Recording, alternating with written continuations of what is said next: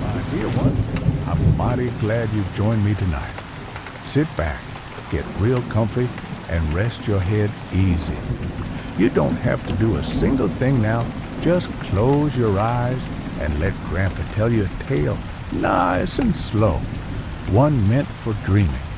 Long, long ago, in a valley where the hills were green and the skies forever wore a sleepy blue, there was a quiet little village tucked beneath the arms of an enormous weeping willow tree. This tree was older than memory, older than stories, its branches trailing like silver ribbons down to the earth, rustling in the wind like lullabies. The village had no name, none that anyone could remember anyway. But it was the sort of place where the birds sang gentle songs, and the houses all had chimneys that puffed soft, sweet-smelling smoke. Folks in the village rose with the sun and went to sleep with the moon, and no one ever rushed or worried. They lived simple, kind lives filled with warm bread, woven blankets, and the sound of rivers singing their way past mossy stones. Now, the story begins with a boy named Elliot. Elliot was small, with a crown of golden curls and eyes the color of the sky right after a summer storm. He lived with his grandmother, old Nana Bell, in a house near the edge of the willow tree's roots. Their little home was shaped like a teacup, with ivy crawling up the walls and a squeaky front door that always seemed to laugh when opened. Elliot had a curious heart. Each evening just before bed, he'd sneak out onto the porch with his woolly blanket and gaze up at the sky. He believed the stars told stories, too, if you listened closely enough. One evening, something unusual happened. As Elliot watched the stars, he saw a flicker of light, soft and golden, like a candle in the dark, drift from the willow's branches. It floated down slowly, twisting and spinning, until it rested just above the grass at the edge of the hill. Elliot blinked, and the moment he stepped forward, the light began to move. It didn't float like a lantern, nor flicker like fireflies. It glided low and smooth, leading him toward the narrow path that wound into the forest beyond the village. Elliot hesitated for only a moment. He'd never gone past the forest's edge before, but something about that light made him feel safe, as though it was meant just for him. So he wrapped his blanket tighter around his shoulders, tiptoed past his sleeping Nana, and followed the light. Now, this path was no ordinary one. The trees grew taller here, their trunks wide and warm with the scent of cinnamon and old rain. The leaves above formed a leafy ceiling, and as Elliot stepped under them, all sound from the village seemed to hush behind him.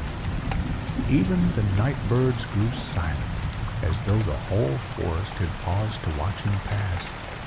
And still the light moved ahead, gliding gently, never rushing. Elliot walked for what felt like only a few minutes, but the stars above began to wheel in slow circles, and a soft mist rolled in across the mossy floor. He saw stones shaped like sleepy faces and mushrooms that gave off a faint blue glow, lighting his steps like tiny lanterns. And then he saw a clearing, and in the middle of the clearing stood a little cottage, round and low like a mushroom cap, with windows glowing a warm gold. The light that had led Elliot now hovered above the front step, gently bobbing. It seemed to smile somehow, though it had no face.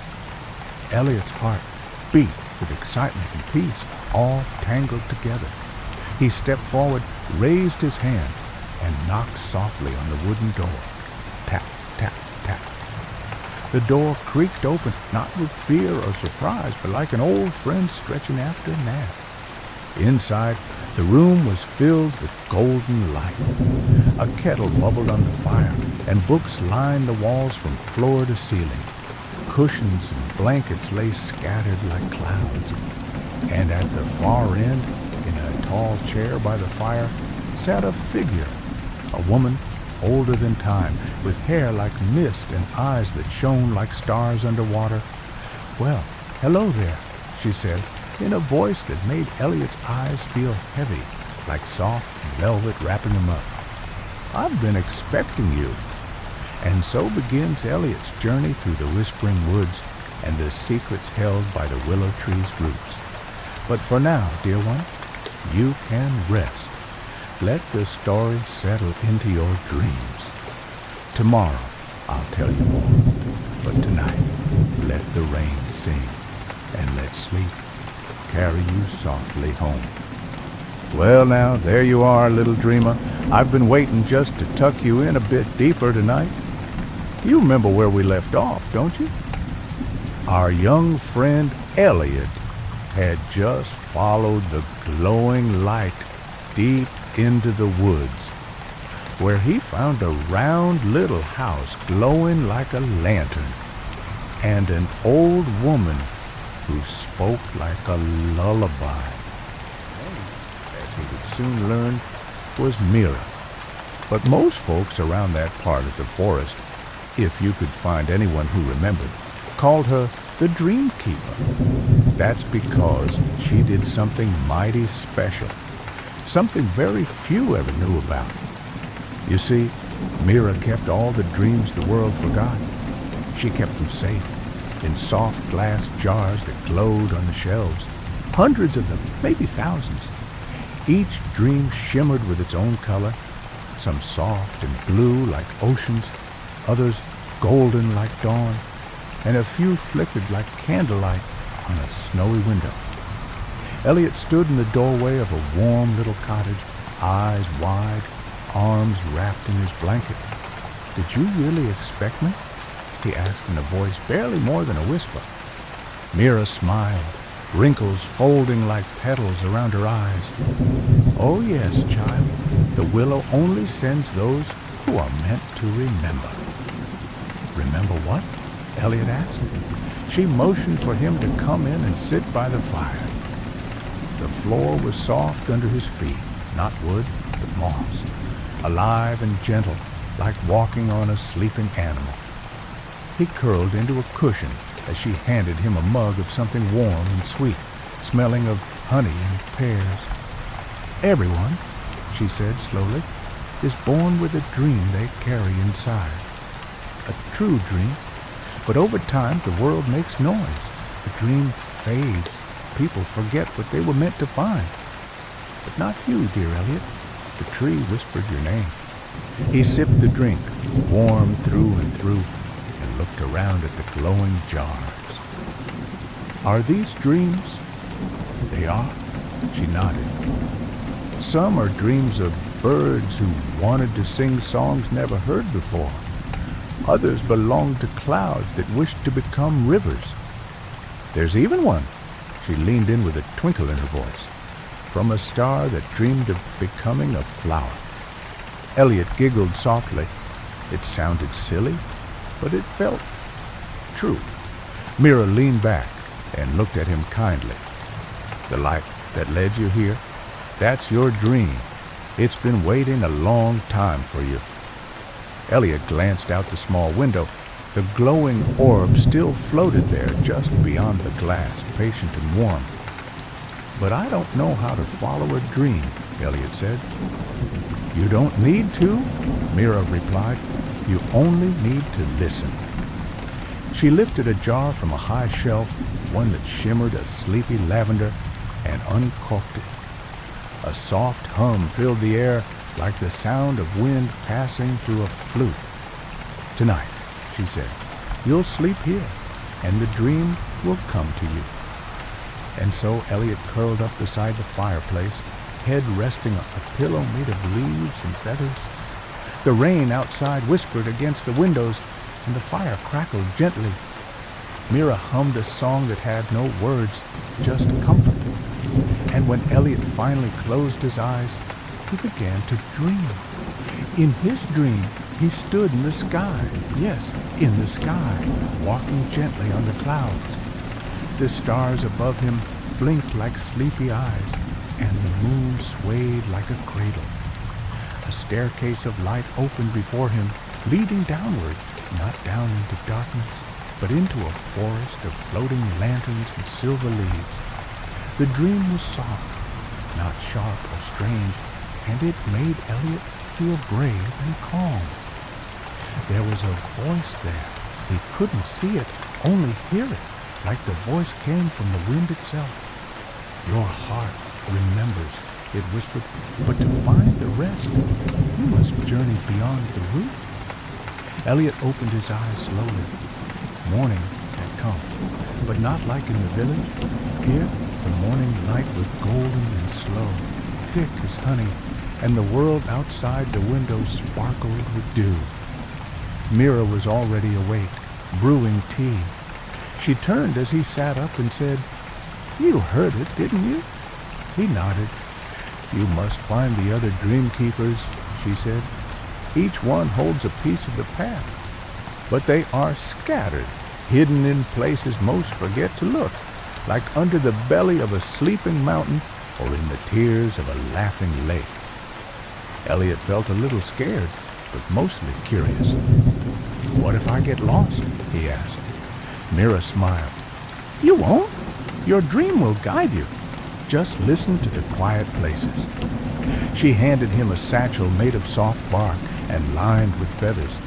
Inside were warm biscuits, a tiny jar of firelight, and a smooth stone that felt like it had a heartbeat. "For the journey," she said. Elliot stood at the door ready to leave, though he didn't know where the path would lead next. He looked back at Mira. "Will I see you again?" "Oh, yeah," she said softly. "All stories circle back." And so Elliot stepped out into the soft morning, the light floating ahead once more, showing the way between tall trees and mossy rocks. The forest whispered, the sky above dozed, and the great willow far behind him swayed gently as if waving goodbye. But this, dear listener, is just the beginning of Elliot's journey.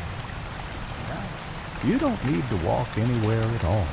You just need to breathe deep and drift slowly into your own dream. Sleep well now, child. Grandpa's here, and the rest of the tale can wait till next time. Now, my dear, tuck yourself in a little tighter. Let the rain patter on the roof and the gentle warmth of Grandpa's voice carry you to another peaceful dream. You remember where we left off, don't you? Little Mina had just stumbled upon the glowing moonflowers in the clearing beyond the old mill. The clearing was still and quiet, except for the whisper of the wind passing through the tall grass. The moonflowers shimmered with a silver glow, delicate and soft, as if made of moonlight itself. Mina had never seen anything so beautiful. She tiptoed closer, careful not to disturb the flowers or the night around them. Suddenly, a soft, fluttering sound echoed from behind a tree. Mina held her breath. Then, from the shadows, a small creature emerged. It had the body of a rabbit, but wings like a moth, and its fur shimmered just like the moonflowers. It blinked at Mina with large, curious eyes. "Don't be afraid," she whispered, kneeling down slowly. "I won't hurt you." The creature tilted its head, then hopped closer. Mina felt her heart leap, not with fear, but with wonder. The creature sniffed the hem of her dress and then made a soft, cooing sound, as if approving of her presence. Just then, the wind picked up, and the moonflowers began to sway, releasing a gentle hum. The creature turned its head toward them, then looked back at Mina, and she heard it. A voice, not out loud, but in her mind, gentle like the rustling of leaves. The moonflowers remember. They whisper the stories of those who listen. Mina gasped. You can speak? The creature blinked slowly. Not as you do, but with thoughts, with feelings. Sit, listen, they will show you. Mina settled herself into the soft grass, legs crossed, eyes wide. The flowers continued their hum, and soon the air shimmered above them like heat waves on a summer road. Then shapes began to form, ghostly images of the past. She saw the village as it once was, larger, livelier, full of laughter, children running down cobbled streets, markets bustling with color and song. She saw a great willow tree standing in the center of a large square, even older and grander than the one in the real village. And then she saw a darkness creeping in. A cold wind swept through the images. People huddled in fear. The willow tree wept sap that glowed blue in the moonlight. And from its roots came something terrible, a shadow with glowing eyes born of forgotten sorrow. Mina shivered. The images faded, and the moonflowers stilled. The creature looked at her solemnly. The willow remembers pain. It holds a sorrow too deep for time to heal. But you may help. Help how? Mina Cicero. By listening, by remembering, and by bringing light where shadow lingers. And just like that, the creature took to the air, its wings fluttering with silvery dust. It vanished into the trees. Mina sat there a moment longer, letting the moonflower's song lull her heart back into calm. She didn't understand everything yet, but she knew this much. Her adventure was only beginning, and oh, little one, that's how life is sometimes. The greatest journeys begin not with a shout, but with a whisper, just like sleep. Sleepy now, aren't you? That's all right. You can drift off whenever you need to. Grandpa will keep talking, soft and slow, just the way you like it. Now, where were we? Ah, yes. Mina had returned to the village with the secret of the moonflowers tucked close to her heart. The next morning, the village awoke to a sky so pale it looked like a faded painting. Mina stepped out of her cottage with her journal in hand, determined to write down everything she had seen the night before. But as she passed the willow tree, something strange caught her eye. The roots were shifting, not like swaying in the breeze. No, they were pulsing like a heartbeat. The tree gave a low groan, so deep and sorrowful it sent birds fluttering from the branches. Mina knelt beside one of the roots. As she touched it, she heard a faint ringing, not in her ears, but beneath the ground. A bell. She followed the sound around to the back of the tree where an old stone bench had long since sunk into the soil. She pushed aside the moss and discovered a small door set into the earth, cleverly hidden beneath the roots. Heart pounding, she opened it. Inside was a spiral staircase winding downward, lit by blue lanterns that flickered to life as she descended. The walls were covered in carvings, symbols like those she'd seen among the moonflowers. At the bottom, she found a chamber. In the center was a bell, old and tarnished, but beautiful. Its stand was twisted with silver vines, and above it, words were etched into the stone. Ring only in kindness. Ring only in truth. Hesitant, she placed her hand on the bell's surface, and it felt warm. She thought of the village, the people she loved, the strange sorrows she had begun to feel beneath the surface of every smile, and gently, with both hands, she rang the bell. The sound was soft, not loud or harsh. It spread through the ground like ripples in water, and the walls glowed faintly with light. Above her, The willow tree shivered. She heard whispers again, not frightening ones, but soft as lullabies. One has heard, one has felt, one remembers. The sadness in the air lifted just a little, enough for Mina to feel it, hope. She climbed back to the surface with the sound still echoing in her heart. That night, for the first time in many years, the villagers dreamed of laughter beneath the willow tree. And you, my dear, it's all right to dream now, too. Close your eyes. Breathe easy. Grandpa's right here. Well now, little one, you're doing just fine. Lay back. Let your pillow hug your head and listen close. The rain's still dancing on the roof, and Grandpa's voice is here to carry you off to dreamland. Now, where did we leave off? Oh, yes. Mina had rung the bell beneath the willow, and for the first time in many years, the village had begun to dream sweet dreams again. Now, it so happened that as the days grew longer and the warmth of summer returned to the valley, the village prepared for something very special, an event that hadn't been celebrated in nearly a generation. The elders called it the Firefly Festival, and it was said to honor the time when the stars came down to visit the earth in tiny glowing bodies, just to remind people that light always finds its way, even in the deepest night. Mina had only heard about the festival in stories her grandmother used to tell.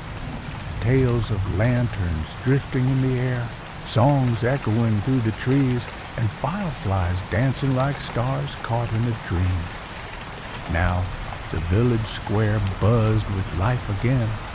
Wooden stalls were built, musicians practiced their gentle tunes, and children weaved ribbons into their hair, laughing as they ran barefoot through the grass. But the heart of the festival was always the lighting of the lanterns. These weren't ordinary lanterns, no sir. They were crafted with love and memory. Every family would write a wish on a slip of paper, something they hoped for, something kind, and then fold it gently into the shape of a flower, placing it inside the lantern before letting it rise into the night. Mina worked on her lantern slowly, carefully. Her wish was simple, written in the soft curve of her small, thoughtful hand. Let the willow heal. Let the village remember joy. When the evening of the festival came, the air smelled of sweet bread and lavender. The sky blushed with twilight, and as the sun dipped below the horizon, the first lanterns began to rise. One by one, they lifted into the air, glowing like tiny moons. Mina stood by the willow tree, her lantern cradled in her arms. As she stepped forward, something unexpected happened. The willow shimmered. Its long, silvery branches rustled, not with the wind, but with energy. A soft glow ran through its bark, and its leaves sparkled like dewdrops catching starlight. The villagers stopped. All eyes turned to the tree. Then the fireflies came. Not just a few, but thousands, no, tens of thousands. They emerged from the forest like a living ribbon of light, spiraling around the willow tree in slow, beautiful dances. Their glow mingled with the lanterns above, and for a moment no one could tell where the earth ended and the sky began. The old mayor wiped a tear from his eye. I never thought I'd see it again, he whispered. Mina smiled softly. She released her lantern, and it floated gently upward, carried by a breeze that smelled like honeysuckle and hope. The creature from the moonflower glade appeared just beyond the tree line, its silver wings catching the light. It bowed its head to her. You've done well, came the thought, soft and true. They remembered, and as the fireflies danced, the willows sang, not in words, but in the feeling of peace that settled over the hearts of everyone present. That night, the whole village slept soundly. Dreams were soft, sweet, and full of warmth. And you, little one, as your eyelids grow heavy and the hush of night cradles you close, remember this. Even the smallest light can wake up a whole world just like you. Sleep now, my dear. Grandpa's voice will still be here, soft as a lullaby. After the magic of the Firefly Festival, the village began to change in ways so gentle and so quiet that many didn't notice at first.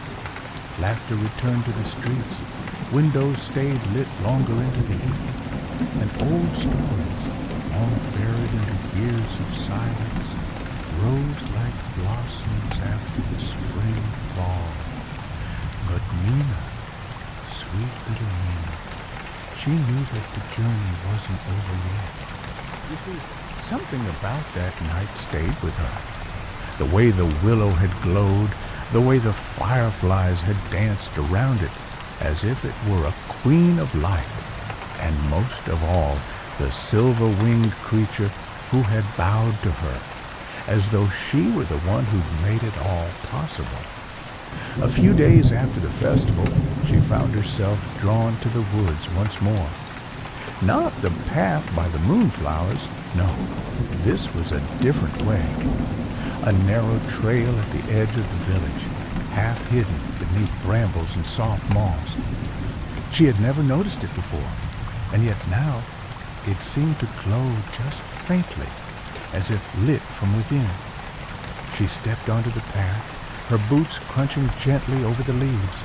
The trees here whispered, not with fear or sorrow, but with secrets and songs older than anyone in the village could remember.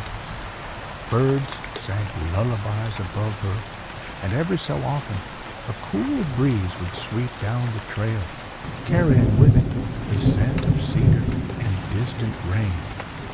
The deeper she went, the more peaceful it felt. Time didn't pass the same way here. The sun filtered through the canopy in golden threads, and somewhere nearby a brook giggled over smooth stones. And then she saw them. Markers.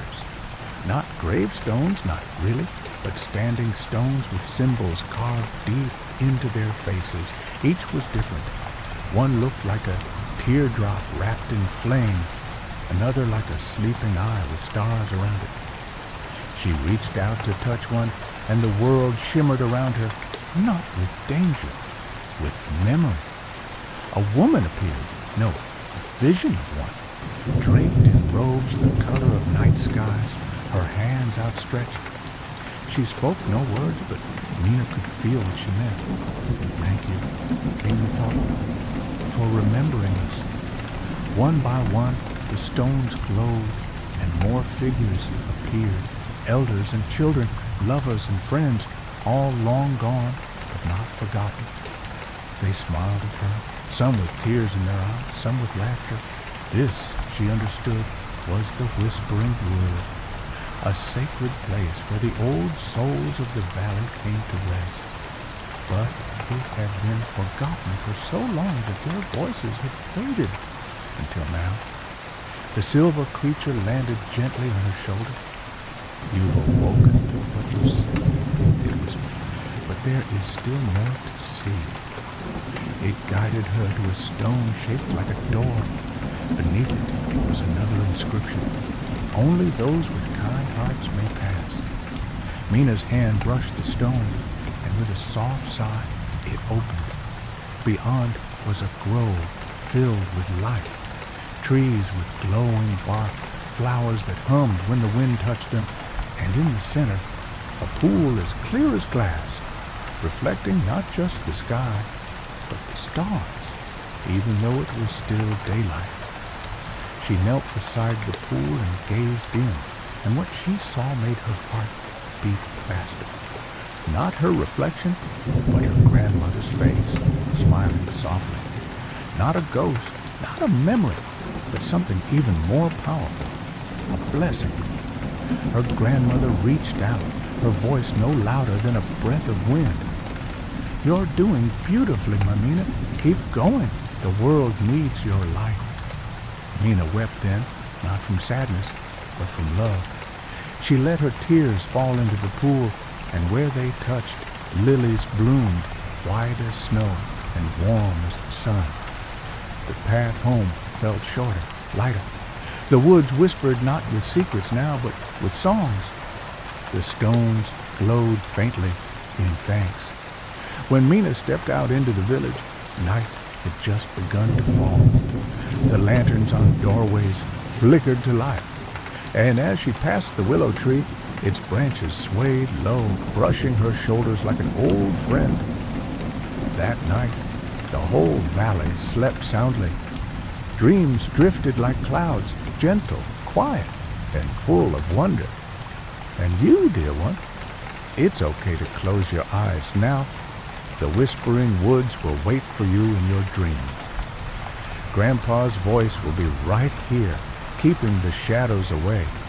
Sleep as long as you need. There's always more story to tell when you wake. After her journey through the whispering wood, Mina walked with a quiet grace. The villagers began to notice her more, not just as the curious little girl who asked too many questions, but as someone who had seen something deeper. And though she never boasted or bragged, there was something in her eyes now, a light, a calmness, like the hush of the wind just before dawn. But of course, the story wasn't over. One chilly evening, Mina found herself drawn once more to the willow tree. The stars had begun to peek out from behind dark clouds, and the wind carried the scent of far-off snow. As she sat beneath the branches, thinking of her grandmother and all the strange, beautiful things she had seen, she noticed a flicker of light along the cobbled path. It was a lantern, not a street lantern, not like the soft glow of the fireflies even. This one shimmered with a cool blue flame, hovering just above the ground, and it was moving. Mina followed it without hesitation. The lantern floated ahead like it knew where it was going, leading her down an old road lined with frost-bitten hedges and overgrown with ivy. It took her to the very edge of the village, to a house no one ever talked about, one that leaned slightly to one side, its roof heavy with moss and its windows always dark. But tonight the lantern settled on the porch and pulsed gently. Mina knocked once, twice. The door creaked open on its own. Inside, the air was thick with the scent of lavender and old paper. Candles floated in mid-air, casting pools of golden light. And at the center of the room sat a man with a long silver beard, eyes closed, hands resting on his knees. He opened his eyes slowly and smiled. "I've been waiting a long time for someone like you," he said. Mina blinked. "Who are you?" "The lantern keeper," he said. "I keep the light for those who forget to carry it themselves." There was something ancient and kind in his voice, like an old song remembered after many years. He gestured for her to sit, and when she did, the room changed. The walls faded away. Suddenly, they were surrounded by sky, deep, swirling skies full of stars and drifting lights. Tiny lanterns floated past them like jellyfish, each with a name glowing faintly on its side. "Every soul in the village has a lantern," he said, "though most don't remember. They are born with one, and as they grow, the flame can flicker or fade." He pointed to one floating nearby. It was flickering wildly. "This one belongs to someone who is forgetting joy," he said. "A child who lost her pet last winter. Her grief dims the flame." Mina reached out.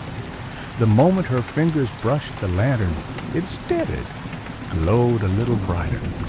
The keeper watched with a gentle nod. "You have a gift," he said, not just to see, but to feel.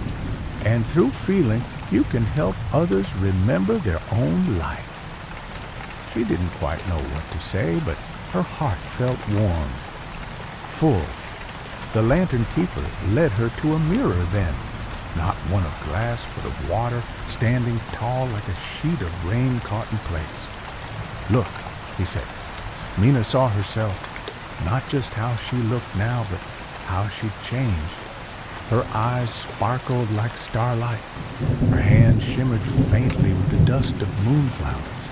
And behind her stood a path of light, made up of all the memories she had helped awaken.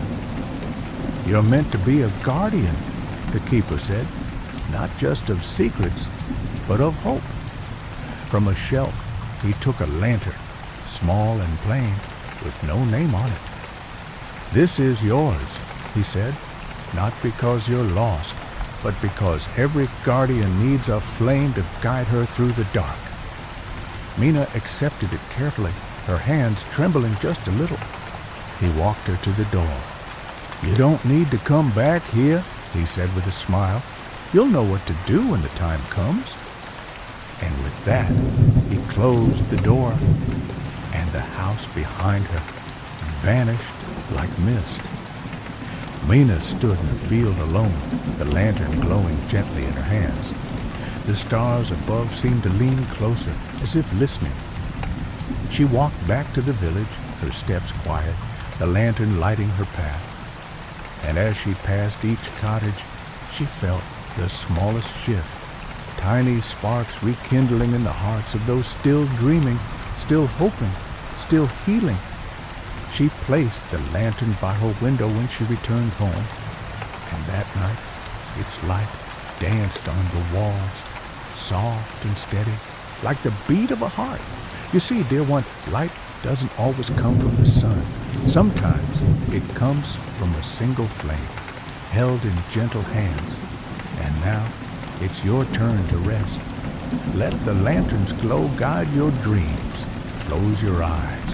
Let Grandpa's voice carry you softly into sleep. Morning came to the village with golden light streaming through windows and a hush in the air, like the world was holding its breath. Something was different. Something had changed. Mina woke with the gentle glow of her lantern still pulsing beside her. She held it close and stepped outside.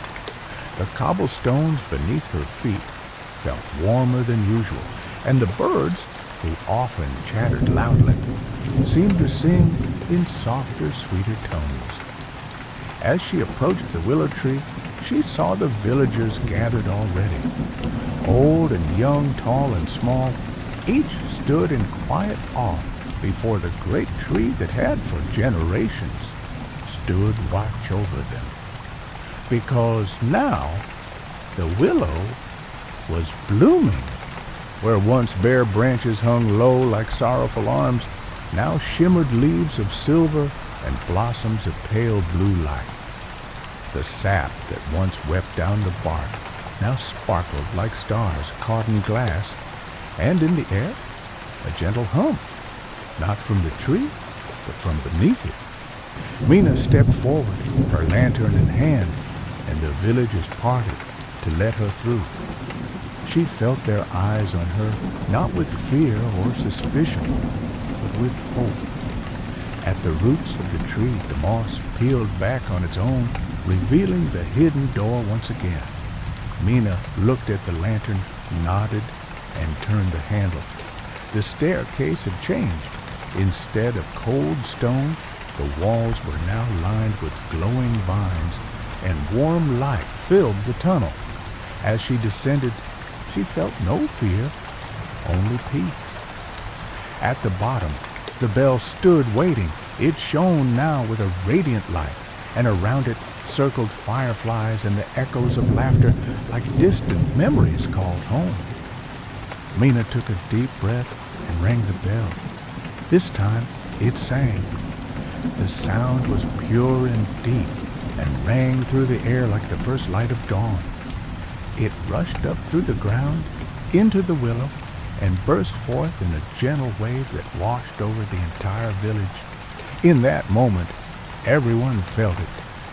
Children laughed without knowing why. Old men wept and smiled. A baker dropped her tray of bread and clutched her heart.